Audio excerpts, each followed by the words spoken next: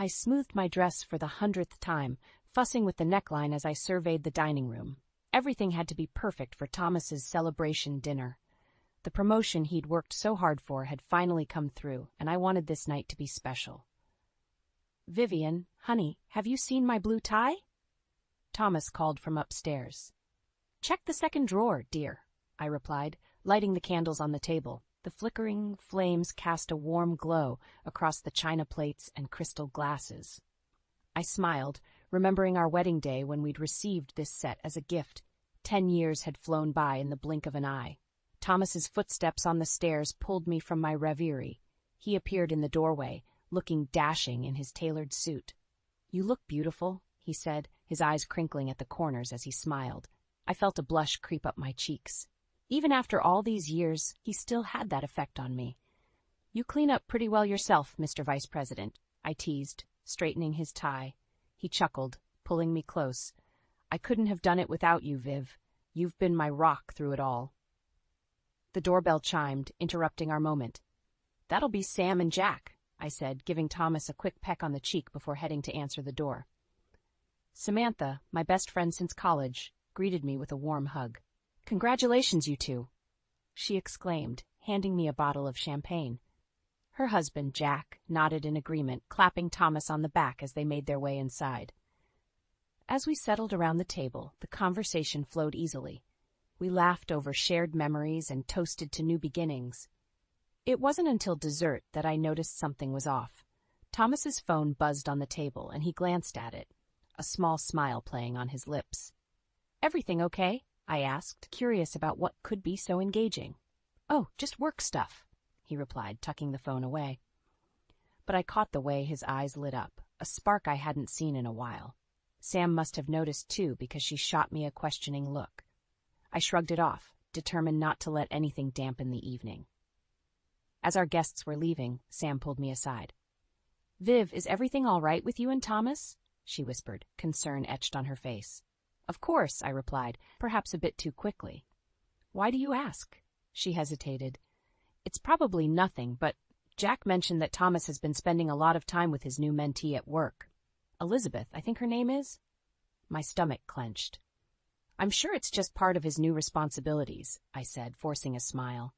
But Sam's words had planted a seed of doubt that I couldn't shake. Later that night, as Thomas and I cleaned up, I couldn't help but ask, "So, how's the mentoring going? With Elizabeth, right?"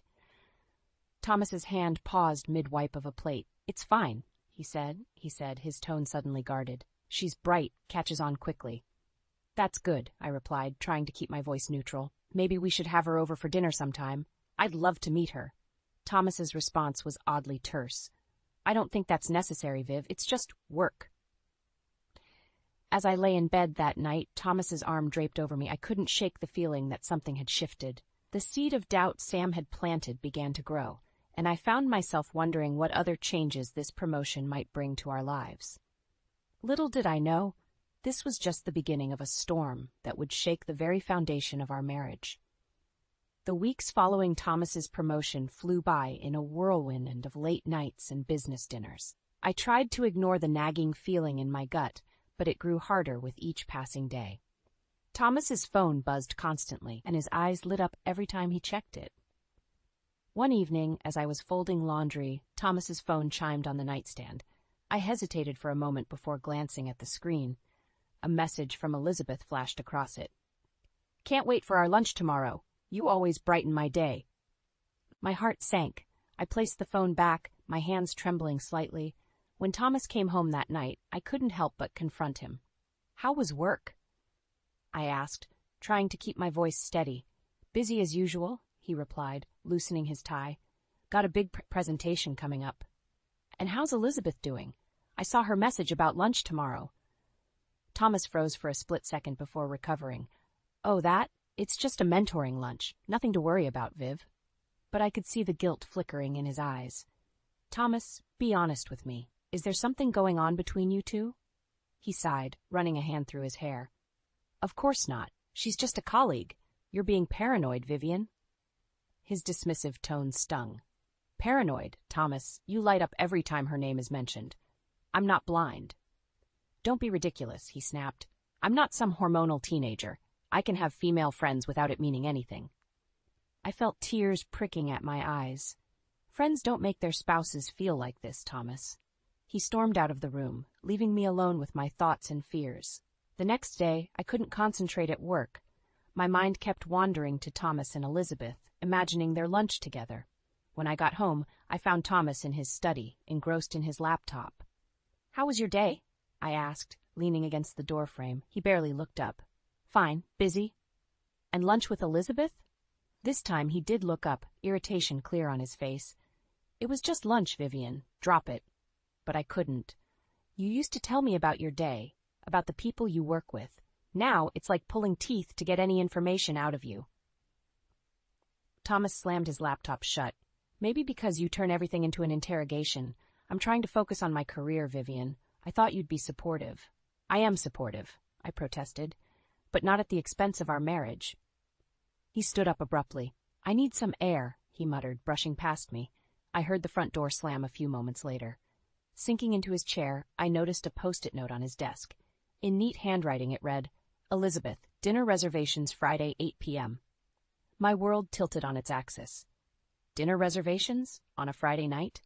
This was more than mentoring. With shaking hands, I picked up my phone and dialed Sam's number. "Viv, what's wrong?" Sam's concerned voice came through. "It's Thomas," I choked out. I think he's having an affair with Elizabeth." There was a pause on the other end. "Oh, honey, I was hoping I was wrong, but I've heard rumors at the office." My heart shattered. "What do I do, Sam?" "First, take a deep breath," she said gently. "We'll figure this out together. Why don't you come over? Jack's out of town, and I think you could use a friend right now." As I hung up, I caught sight of our wedding photo on the bookshelf. Thomas's smiling face mocked me. How had we gone from that happy couple to this? And more importantly, what was I going to do about it? With a heavy heart, I grabbed my keys and headed for Sam's house, leaving behind the shattered remains of my once perfect life. I stared at my reflection in the bathroom mirror, noticing the fine lines around my eyes that seemed to have deepened overnight. The weight of Thomas's betrayal hung heavy on my shoulders, aging me beyond my years. As I applied concealer to hide the dark circles under my eyes, I couldn't help but wonder if this was why Thomas had turned to Elizabeth. The sound of the front door closing jolted me from my thoughts. Thomas was home. I took a deep breath, steeling myself for the confrontation I knew was coming. "Vivian?" Thomas called out. "We need to talk." I stepped out of the bathroom, my heart pounding. "Yes, we do." Thomas was standing in the living room, his suit jacket draped over the back of a chair. He looked tired, but there was a strange energy about him. "I think we should discuss what's been going on," he said, his voice unnaturally calm. "You mean your affair with Elizabeth?" The words came out sharper than I intended. He flinched. "It's not an affair, Vivian, but I can't deny that there's something there." I felt my world crumbling around me. "Something there?" "Thomas, you're married. To me, remember?" He ran a hand through his hair, frustration evident in his gesture. "Of course I remember. But Vivian, when was the last time we really connected? When was the last time you showed any interest in my work, my ambitions?" His words hit me like a slap. "I've always supported you, Thomas. I've been here, by your side, through everything." "But that's just it," he said, his voice rising. "You've been here, but have you really been present? Elizabeth, she understands me. She's passionate about her career, about making a difference. When I'm with her, I feel alive." Each word was a dagger to my heart. "And with me, you feel, what? Dead?" Thomas sighed. "That's not what I meant. It's just... Elizabeth is so vibrant, so full of life. She reminds me of you when we first met." I couldn't believe what I was hearing. "So because I'm not in my 20s anymore, I'm no longer good enough for you?" "That's not fair, Vivian," Thomas protested. "It's not about age. It's about connection, about shared goals and interests." "And what about our shared life, Thomas? Our history, our plans for the future?" My voice cracked with emotion. He looked away, unable to meet my eyes. "I don't know if those plans fit who I am anymore, Viv. I'm changing, growing. Elizabeth challenges me in ways I never expected." I felt a surge of anger. "And I don't challenge you? Is that what you're saying?" "You used to," he said softly. "But lately it feels like we're just going through the motions. Elizabeth makes me feel alive again." I couldn't hold back the tears any longer. "So what are you saying, Thomas? That you want to leave me for her?" He hesitated, and in that moment of silence, I knew, my world shattered completely. "I don't know what I want," he finally said, "but I can't ignore these feelings anymore." I stood there, frozen, as the reality of our situation crashed over me. This wasn't just a fleeting infatuation or a midlife crisis. This was the end of everything I thought we had built together. "I think you should leave," I managed to say, my voice barely above a whisper. Thomas looked shocked. "Vivian, No," I cut him off.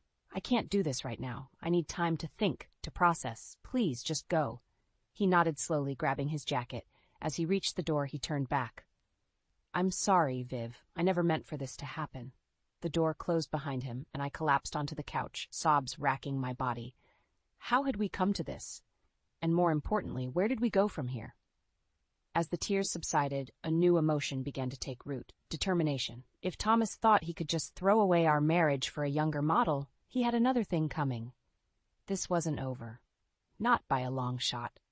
The days after Thomas left were a blur of tears and sleepless nights. I threw myself into work, desperate for any distraction from the gaping hole in my life.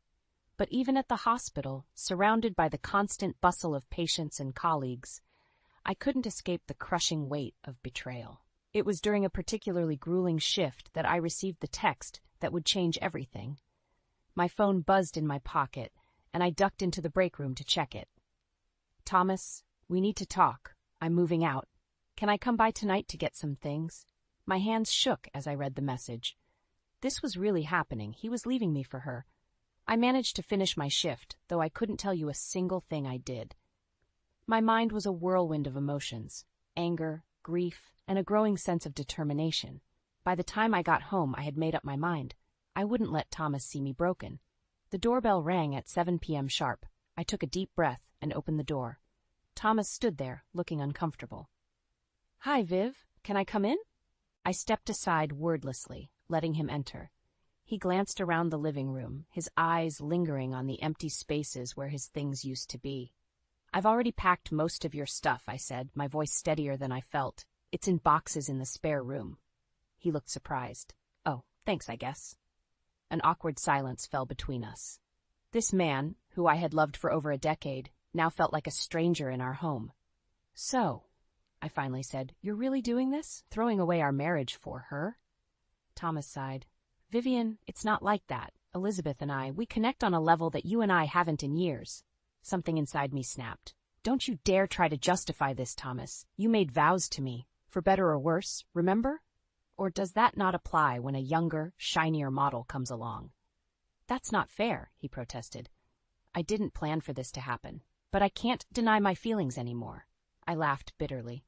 "Your feelings? What about my feelings, Thomas? Did you even consider them for a second?" He had the decency to look ashamed. "Of course I did. This isn't easy for me either, Viv." "Oh, I'm sure it's so hard for you," I spat. Poor Thomas, torn between his loyal wife and his exciting new girlfriend. However will you cope? "Vivian, please," he pleaded. "Can't we do this civilly?" I felt a surge of rage. "Civilly? You want me to be civil while you destroy everything we've built together? While you humiliate me in front of our friends, our families?" Thomas's face hardened. "I didn't come here to fight. I'll get my things and go." As he turned towards the spare room, something in me broke.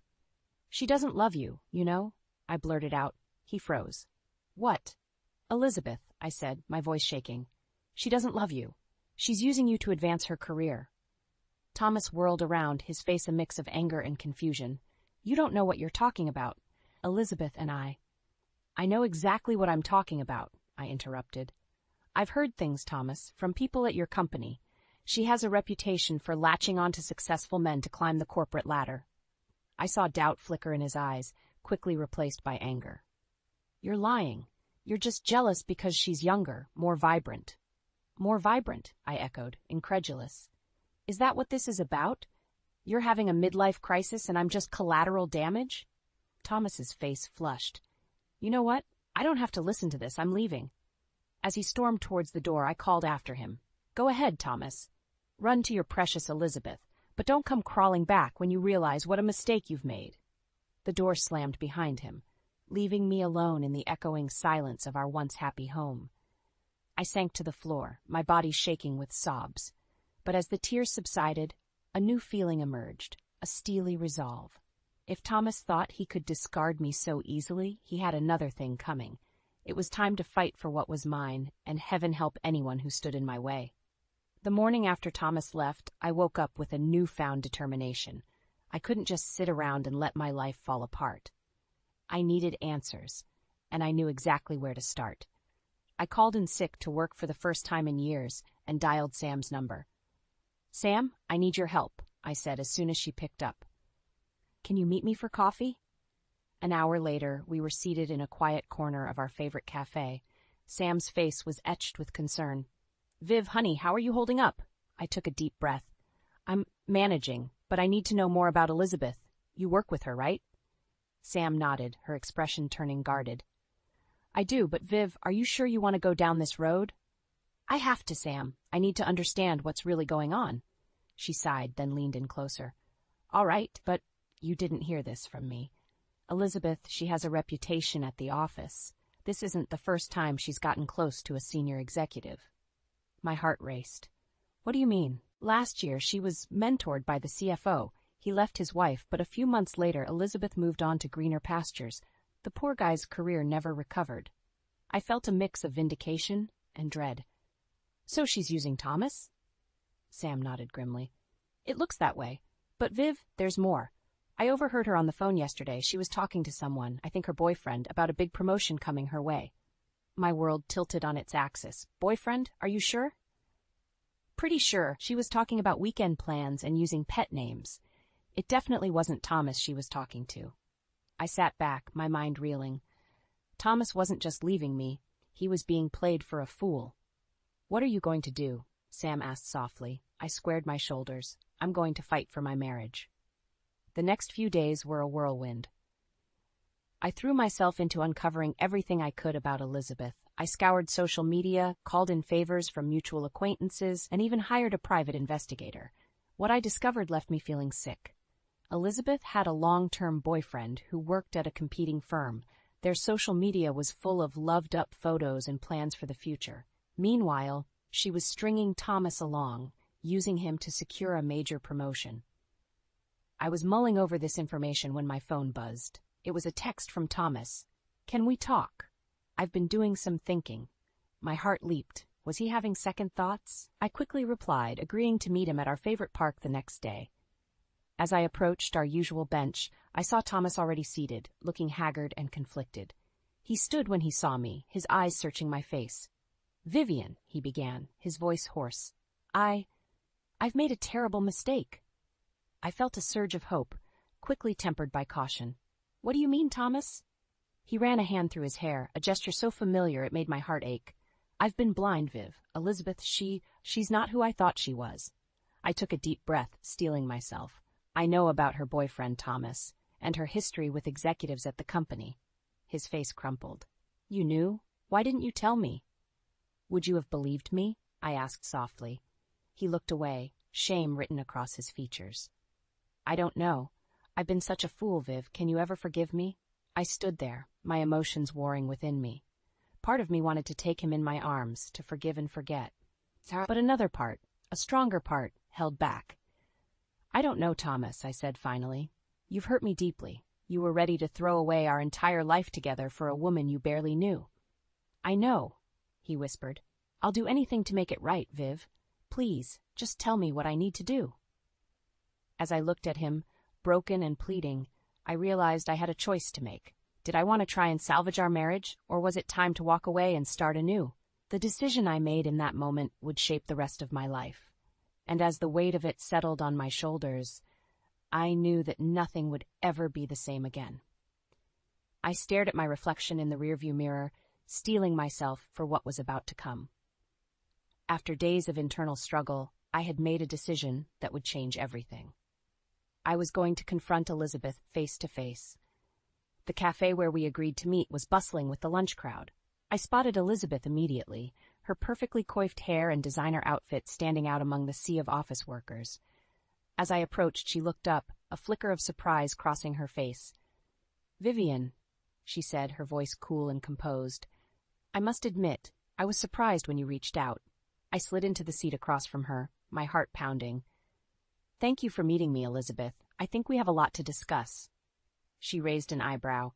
Do we? I was under the impression that your situation with Thomas was resolved. I took a deep breath, fighting to keep my voice steady. That's exactly why I'm here. I know about your boyfriend, Elizabeth, and your history with executives at the company. For a split second, her carefully crafted facade cracked.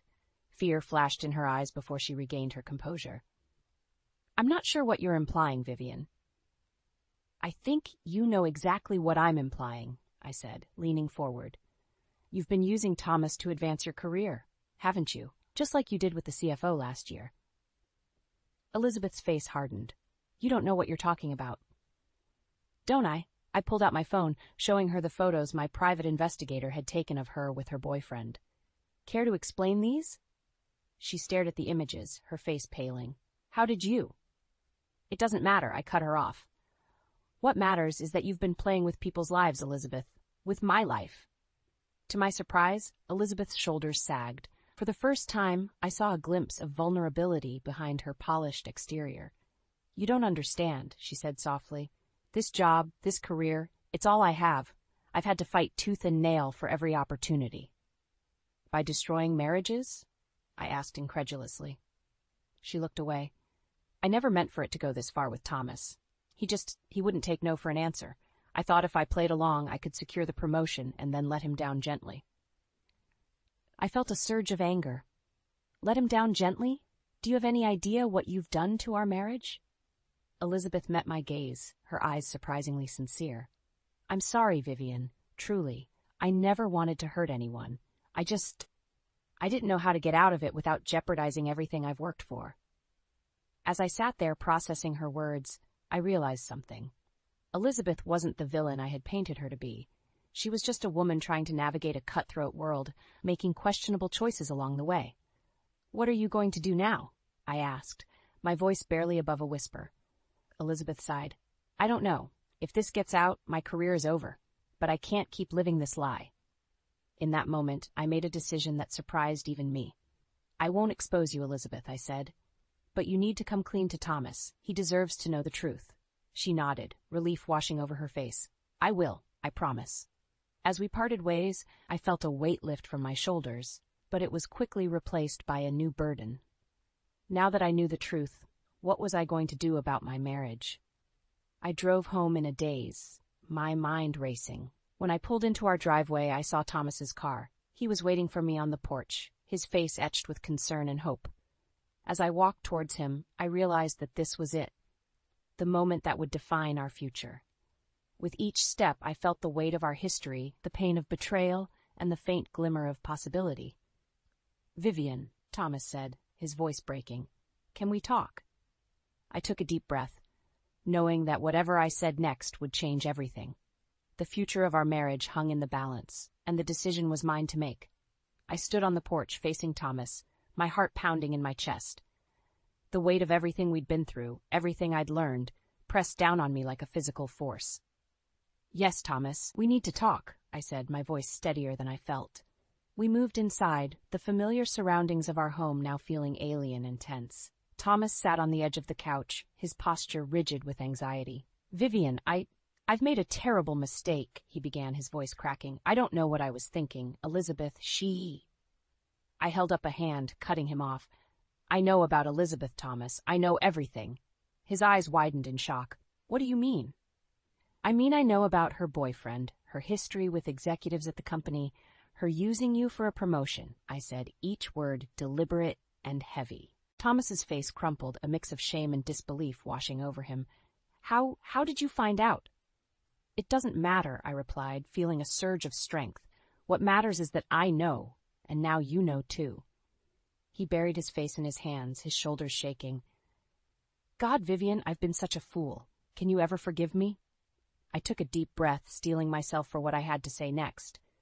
Forgiveness isn't the issue here, Thomas. The issue is trust. You were ready to throw away our entire marriage, our life together, for a fantasy.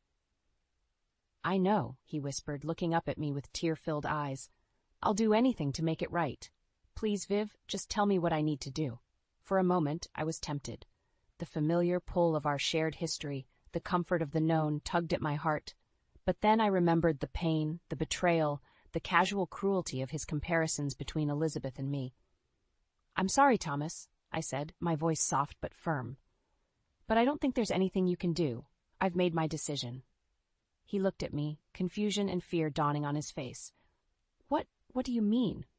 I squared my shoulders, drawing on a well of strength I didn't know I possessed. I want a divorce, Thomas. The words hung in the air between us, heavy and final.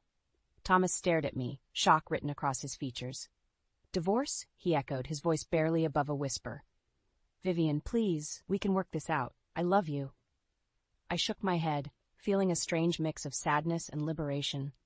It's not about love anymore, Thomas. It's about respect, self-respect. And I've realized that I can't stay in a marriage where that's been so fundamentally broken. But what about our life together, our plans? He stammered, desperation creeping into his voice. Those plans were for a different Vivian and Thomas, I replied. We're not those people anymore. As the reality of the situation sank in, Thomas's demeanor changed. Desperation gave way to anger. You can't do this, he said, his voice rising. You're throwing away years of marriage over one mistake. I stood my ground, unflinching. It wasn't just one mistake, Thomas. It was a series of choices that showed me exactly where I stood in your life, and I deserve better. You'll regret this, he spat, jumping to his feet. You're nothing without me, Vivian. Who do you think you are? His words, meant to hurt and diminish, instead filled me with a fierce determination. I'm Vivian, I said, my voice strong and clear, and I'm more than enough on my own. Thomas stormed out, slamming the door behind him. As the echo faded, I sank onto the couch, the enormity of what had just happened washing over me. Tears came then, a mix of grief for what was lost and relief for what was to come. As I sat there in the quiet of the house that had once been our home, I realized that this wasn't just the end of my marriage. It was the beginning of a new chapter in my life. A chapter where I, Vivian, would be the author of my own story. The road ahead would be challenging, I knew. But for the first time in a long time, I felt ready to face whatever came next. Because now I was fighting for myself. 1 year after I asked Thomas for a divorce, I stood in front of the mirror, adjusting my new blazer. The woman staring back at me was different from the one who had once defined herself as Thomas's wife. She was stronger, more confident, and unapologetically herself. My phone buzzed with a text from Sam. Good luck today. You've got this. I smiled, grateful for her unwavering support throughout this tumultuous year. Taking a deep breath, I grabbed my briefcase and headed out the door. The hospital boardroom was intimidating, filled with stern-faced executives. As the newly appointed head of nursing, I was presenting my plan to revolutionize patient care. As I began my presentation, I caught a glimpse of a familiar face at the back of the room. Thomas. Our eyes met briefly, and I saw a flicker of recognition, then regret. But I didn't falter. Instead, I channeled all the strength I'd gained over the past year into my words, my vision for the future of healthcare. As I concluded, the room erupted in applause. The CEO stood up, beaming. Vivian, this is exactly the kind of innovative thinking we need. You have our full support. Elation washed over me. This was my moment, my triumph. As the room cleared out, Thomas approached hesitantly. Congratulations, Viv, he said softly. You were incredible. I nodded, maintaining my composure. Thank you, Thomas. He shifted uncomfortably. I heard about your promotion, and now this. You've really flourished. I have, I agreed, feeling a surge of pride. Thomas's face. I made a terrible mistake, Vivian. Leaving you was the biggest regret of my life. Elizabeth, she used you, I finished for him. I know, but Thomas, that's not why our marriage ended. It ended because you were willing to throw away everything we had built together. He nodded, his eyes brimming with unshed tears. I know that now. Seeing you today, so confident and successful, I realized what I lost. Is there any chance we could? I held up a hand, stopping him. No, Thomas, what we had is gone. But I'm grateful for the journey, because it led me here. As I watched him walk away, shoulders slumped, I felt no joy in his misery. Instead, I felt a profound sense of closure. Later that evening, I met Sam for dinner to celebrate. As we clinked glasses, she grinned at me. To Vivian 2.0, I laughed, feeling lighter than I had in years. You know, Sam, a year ago I thought my life was over. I thought Thomas's betrayal had broken me. Sam reached across the table, squeezing my hand. But it didn't. It made you stronger. I nodded, reflecting on the journey. It did. I realized that my worth wasn't tied to being someone's wife. It was always within me, waiting to be unleashed. As we finished our meal, my phone buzzed. It was a message from Elizabeth. I saw the news about your presentation. Congratulations, Vivian. What you've achieved is truly inspiring. I smiled, remembering our conversation a year ago. Elizabeth had kept her promise, coming clean to Thomas and facing the consequences of her actions. In an unexpected turn of events, we had developed a cautious friendship, bonding over our shared experiences in a male-dominated world. As Sam and I walked out of the restaurant, arm in arm, I looked up at the starry sky. The future stretched out before me, full of possibilities I had never dared to imagine before. You know, Sam, I said, I used to think that the best revenge would be seeing Thomas miserable. But now I realize the best revenge is living my best life. Sam grinned, giving me a playful nudge, and boy, are you living it. As we parted ways, I felt a profound sense of peace wash over me. The journey had been painful, filled with betrayal and heartbreak, but it had led me here, to this moment of triumph and self-discovery. I was Vivian, stronger and more vibrant than ever before. And this was just the beginning of my story.